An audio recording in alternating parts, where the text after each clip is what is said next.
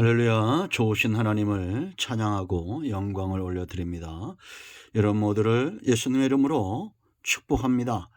오늘도 여호와 이레입니다. 하나님께서 반드시 우리 삶 가운데 함께 하심을 믿습니다. 오늘은 144편 시편 144편 말씀 묵상합니다. 응답과 회복의 말씀으로 오늘 우리 가운데 함께 하시기를 원합니다. 기도합니다. 하나님 감사합니다. 영광을 받으시옵소서. 주의 보혈을 의지합니다. 우리의 모든 죄와 허물을 사하시고 성령을 의지합니다. 우리의 눈과 귀를 열어주시며 마음을 열어서 하나님 말씀의 깊은 것들을 깨닫는 시간 되게 하옵소서. 종을 낮추시고 겸손하게 하시고 오직 하나님의 은혜와 말씀과 응답의 통로만 되게 하옵소서. 사모하는 모든 영혼들을 하나님께서 기억하시며 하늘의 선하심과 그 신령함과 인자함으로 우리 가운데 응답하여 주시기를 원합니다. 말씀을 읽으며 들을 때 우리의 심령의 변화가 일어나게 하시고 오직 하나님으로 인하여 기뻐하며 즐거워하는 귀한 시간 되게 하옵소서. 예수님의 이름으로 사모하며 기도합니다. 아멘. 자, 1절 말씀 보겠습니다. 나의 반석이신 여호와를 찬송하리로다. 그가 내 손을 가르쳐 싸우게 하시며 손가락을 가르쳐 전쟁하게 하시는 도다. 여호와는 나의 사랑이시오 나의 요새시오 나의 산성이시오 나를 건지시는 이시오 나의 방패이시니 내가 그에게 피하였고 그가 내 백성을 내게 복종하게 하셨나이다. 마지막 15절 말씀 보겠습니다. 이러한 백성은 복이 있나니 여호와를 자기 하나님으로 삼은 백성은 복이 있도다. 아멘. 자, 여러분, 어느 시대나 성경의 역사나 나라들의 역사를 보면 하나님을 신앙하는 나라들, 온전히 복음적인 은혜 가운데 서 있는 나라들이 복을 받았다라는 것은 우리가 분명히 아는 사실입니다. 지금 우리나라에 수많은 이단들과 우상 숭배자들이 판을 치고 있죠. 과연 어떠할까요? 이 나라가 지금 어떤 지경에 있습니까? 가정이나 나라나 백성들 가운데 어떤 상황들이 일어나고 있는가? 우리는 영적인 경각심을 잘 가져야 됩니다. 오늘 144편은 다윗의 시입니다. 다윗이처럼 확신 있게 여호와를 자기 하나님으로 삼는 백성은 복이 있다, 이렇게 말하는 이유가 있고 그가 그러한 복을 체험했다라는 것은 우리가 부정할 수 없는 사실입니다. 여러분, 여호와를 내 하나님으로 삼으시기를 축원드립니다. 먼저 이 하나님이 어떤 분인가 다윗이 체험적으로 한 알을 보면 왜 하나님이 복인가를 알 수 있습니다. 오늘 1절 말씀 보면 여호와는 나의 반석, 또 2절에 여호와는 나의 사랑, 나의 요새, 나의 산성, 나를 건지시니 나의 방패, 내가 그에게 피하였고 그가 내 백성을 내게 복종하게 하셨나이다. 다윗의 형통함이 하나님께 있다는 겁니다. 여러분, 하나님이 반석이라고 아는 사람과 그 하나님을 의지하고 피하는 사람과는 다른 것입니다. 아무리 좋은 샘물이 있어도 먹어야 그것이 내 것이 되는 거죠. 여러분, 다윗처럼 철저히 하나님께 피하는, 하나님을 의지하는, 하나님을 사랑하는 그런 삶을 사모해야겠습니다. 이렇게 하나님을 알면 두 번째, 내가 보여집니다. 반석이시고 사랑이시고 산성이신 이 하나님 앞에 다윗은 어떻게 발견되어집니까? 4절 보세요. 사람은 헛것 같고 그의 날은 지나가는 그림자 같으니이다. 이런 그림자처럼 사라지는 해만 비치면 사라져버리는, 있는지도 모르는 그런 거 아닙니까?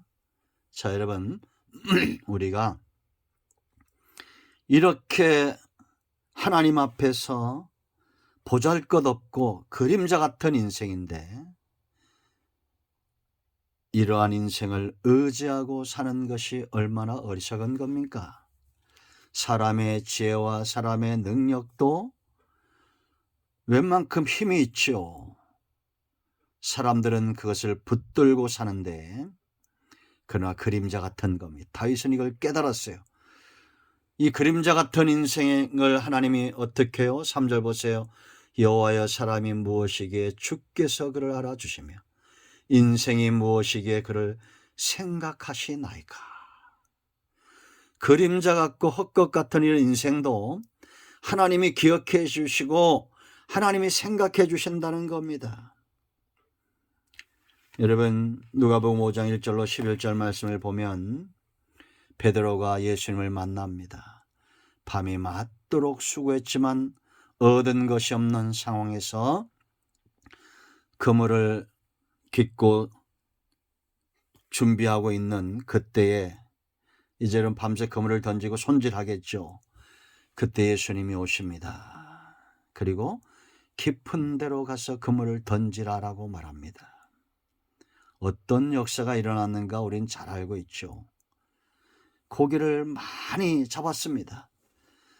선생이여, 우리가 밤이 맞도록 수고했지만 얻은 것이 없지만 말씀에 의지하여 그물을 던진다고 말했던 베드로의 입에서 5장 8절에 주여 나를 떠나소서 나는 죄인입니다. 주님 앞에 서니 내가 죄인됨이 보인 겁니다. 감당할 수 없습니다. 그때 예수님이 하신 말씀이죠. 이제후로는 네가 사람을 낚는 어부가 될 것이다. 하나님 앞에 내가 서면 내 인생이 바뀌고 내 가치가 보이는 겁니다. 이렇게 하나님을 체험하고 나를 알면 이제 삶이 분명해집니다. 어떤 삶일까요? 바로 하나님을 예배하는 삶입니다.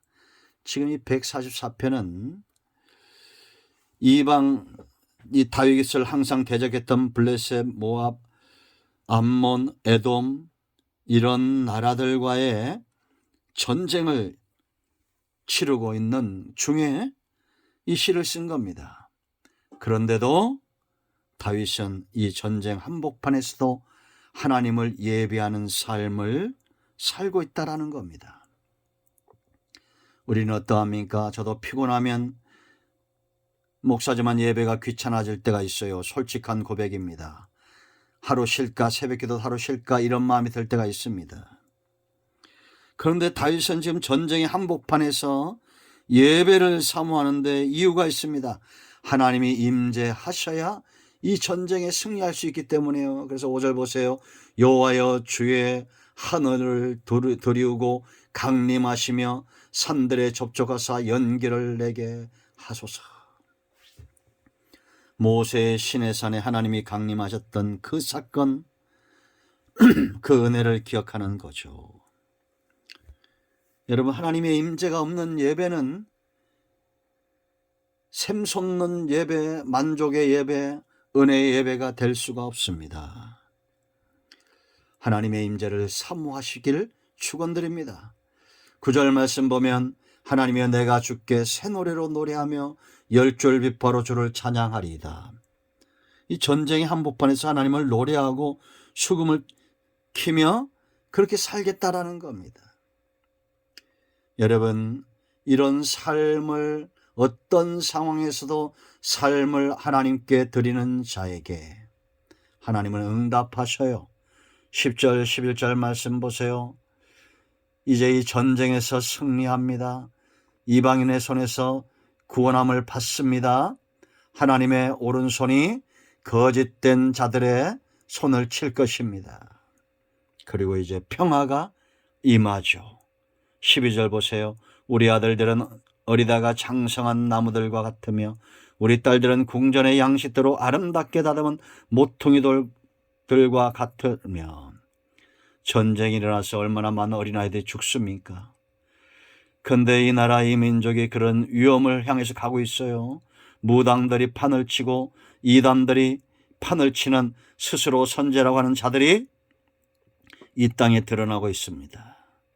하나님을 온전히 섬기는 복음적인 교회들과 성도들이 깨어날 때입니다. 13절 보세요. 영이 잘되면 이렇게 됩니다. 우리의 곳간에는 백곡이 가득하며 우리의 양은 들에서 천천과 만만으로 번성하며 우리 수소는 무겁게 실었으며 또 우리를 침노하는 일이나 우리가 나아가 막는 일이 없으며 우리 거리에는 슬피 부르짐이 없을진대. 평화합니다.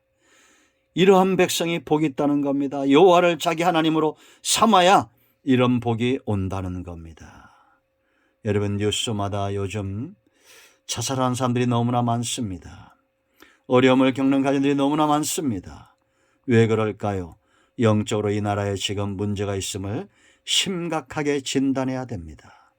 스스로 선제라는 거짓 선제들과 이단과 우상들이 끊임없이 일어나고 있습니다. 이럴 때 우리는 깨어 근신하고 다윗처럼 여호와를 나의 하나님으로 삼고 하나님의 소유된 백성으로 살아야겠습니다. 여러분 모두를 축복합니다. 기도합니다. 예수님의 이름을 의지하여 기도합니다. 이 말씀대로 되게 하여 주시옵소서. 우리 가운데 마음이 상한 자, 병든 자 치유하시고 회복시켜 주시기를 원합니다. 예수님의 이름으로 사모하며 축복하며 치유하며 기도합니다. 아멘. 할렐루야. 예수 그리스도의 이름으로 모든 질병과 모든 문제는 온전히 치유되고 회복되었습니다. 아멘.